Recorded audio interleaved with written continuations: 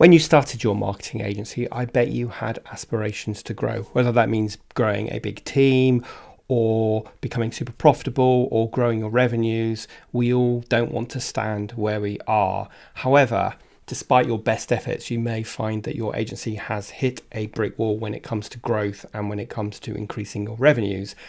It's really frustrating and we end up with a headache because we're bashing our heads against the brick wall, but know that you are not alone.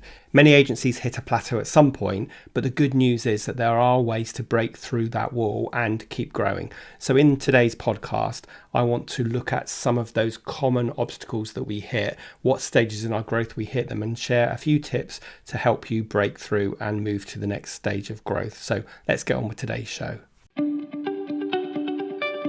Accelerate your agency's profitable growth with tools, tips, and value-added interviews with your host, agency owner and coach, Rob DaCosta.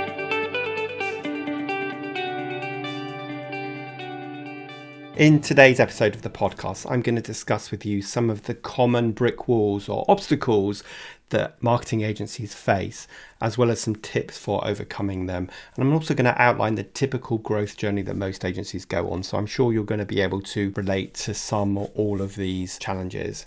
So as I said, there's a number of common brick walls that marketing agencies face as they grow.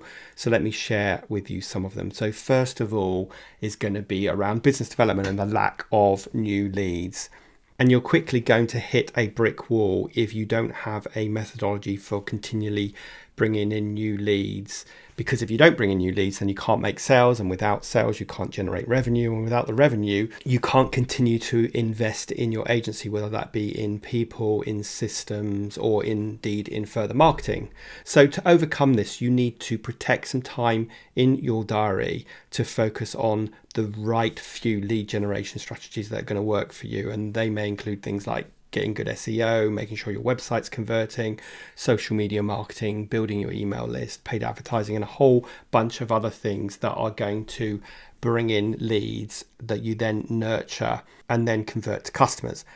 And that brings us on to the second point, because it's all very well generating lots of leads, but if you're not able to nurture them and then close the deal, then even if you've got plenty of leads, you're going to find that you are really struggling to generate new revenues. Now, this could be due to a number of reasons, including generating the wrong kind of lead, trying to close them before they're ready, having an ineffective sales pitch, or poor communication, or the client's just not ready to buy from you. So to overcome this, first of all, you need to diagnose what the problem is, but you also need to make sure that you are targeting the right type of client and you're targeting them at the right point in their journey when they're in enough pain that they genuinely are looking to buy your products and service, as opposed to just being in fact find mode. So that's the second common brick wall that a lot of agencies face, which is generating leads and then closing those leads into clients. Now, following on from those first two obstacles, the next logical challenge is around stagnant client growth. So you may be really good at retaining your clients, but you're not really growing them. And because you're not doing those first two things, you're not really bringing in new clients. And of course, this creates a huge risk for you. So we need to make sure that we have a proactive account development plan to look for new revenues and new projects from existing clients, as well as having a new business strategy. And if you don't do that, but you just rest on your laurels with the current clients that you have, well, hey, you are going to lose one of those clients at some point, maybe through no fault of your own. And if you don't have new business waiting in the wings, or you're not finding new revenue from existing clients, then you are going to head towards a space of famine. And this is definitely going to be one of those obstacles that are getting in your way to growing your agency, and you're going to get that sense of taking one step forward and one step back that is super frustrating. Now, the next obstacle is kind of a bigger one, really, and that is like not being able to scale your business. You just can't grow because every time you try to, things start falling over and you have to put your attention somewhere else. So it's super important that we are always building a foundation for the next stage of business that we want to grow into. And when I talk about foundation, I'm talking about systems and processes. I'm talking about our fees, the type of clients, the IT that we invest in, the office that we invest in if we have an office, and the people that we invest in. If you don't put a foundation for growth to step into the next stage you want to be, then you are going to find that this inability to scale your agency is going to really get in your way, and you won't be able to take on more new clients even if they are waiting to join you. And if you do, you're probably going to have a nervous breakdown because the whole world is sitting on your shoulders. And that brings me on to the next obstacle, which is getting work off your plate. I talk a lot about the self-running agency, and one of the big parts of building a self-running agency is making sure that everything doesn't sit on your shoulders, so you, the agency owner, become the obstacle to growth. So you've got to start delegating down as much as you possibly can. You want to hire the best people you can, and you want to trust that they will do a good enough job, even if you don't believe they will do as good a job as you. And you need to start getting work off your plate, training your clients not to expect you to be on all of the accounts, so that you can focus on all the things that I'm talking about in this particular podcast. That's focusing on the future of your business, having a really clear roadmap. And that brings me on to the next point, which is, if you don't have a really clear roadmap for your agency, then you're not going to know where you're going, and your team is definitely not going to know where you're going. And at best, you're going to go around in circles, and at worst, everybody's going to be pulling in different directions. And then you let the world happen to you, and that sort of determines the pathway that your agency takes. So if you don't want to have that as an obstacle, like a lack of roadmap, then make sure you are investing time in documenting a clear vision, a clear strategy, and a clear monthly plan. So you want to have a year vision, you want to have a quarterly strategy, and you want to have a monthly plan for your agency. And you want to make sure that you've communicated those broader messages to the whole agency, so everyone is aligned and excited to go on the same journey as you. Now, the next two obstacles are all about money.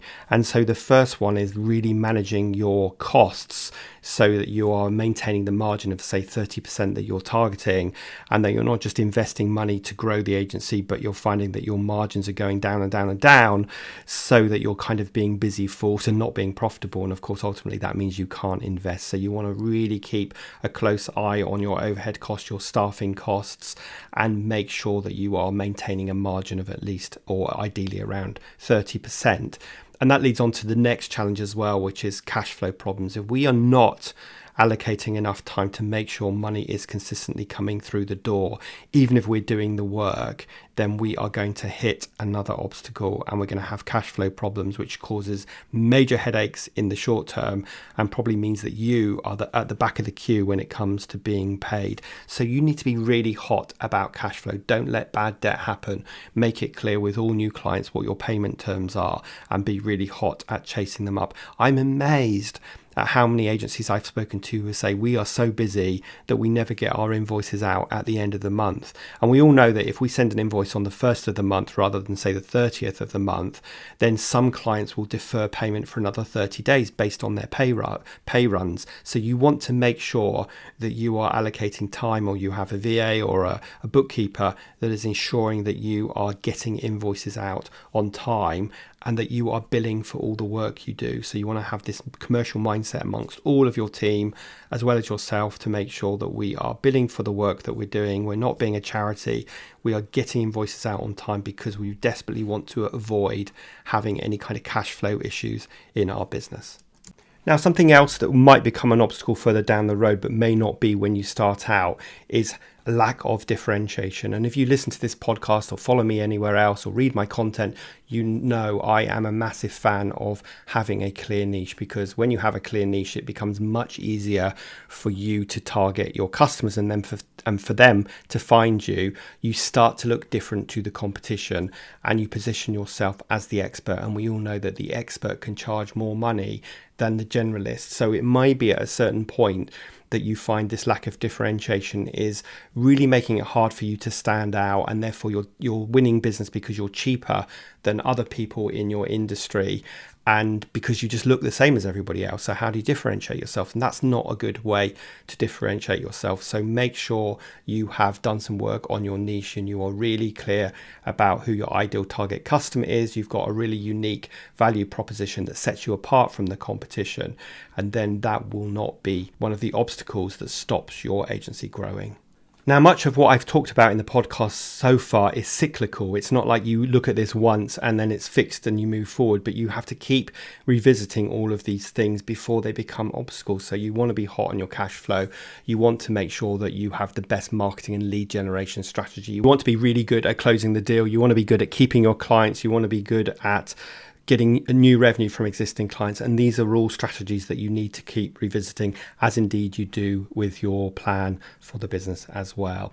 Now, I said earlier that I was going to talk about some of the typical kind of stumbling blocks or those brick walls, and they typically happen when you are about 250,000, when you're about 750,000, when you're about 1.2 to 1.5 million, and then again when you are at 3 million. Those are the sort of cycle points where you really need to stop and think, if I want to grow beyond this point, what do I need to do? And if you apply some of the advice that I've outlined in this podcast, then it's going to get you focused on the right area. Of course, it's not going to solve everything.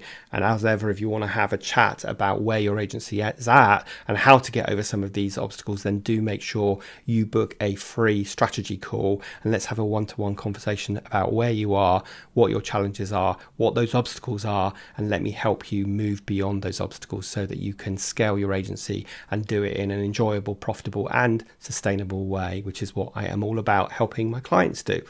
So I covered a lot of ground in today's episode. I hope you found it useful. I hope it's given you a bit of food for thought. I hope you can kind of relate to some of those points and think, yep, that's going on for me. And you can start thinking about how you can solve some of those obstacles so you can smash through that brick wall and move to the next stage of your agency's growth. Now, it's worth saying as well that even if you're a one-person agency and you never want to grow beyond that, you still need to apply all that we've been saying here, because outsourcing or delegating might well be to a VA or a team to just get work that could be done by somebody else off your plate, leaving you freed up to focus on the things that only you can do, which is usually around the future of your agency, around infrastructure and business development and planning and new business and all that stuff. Anyway, hope you found it useful. If you did, please make sure you share the episode. Please do consider leaving a review on Apple Podcasts, because you know that really helps the algorithm show the podcast to more people just like you, which means I can help more people. Other than that, I hope you have a fantastic rest of your week, and I will see you next week for the next episode of the Agency Accelerator podcast.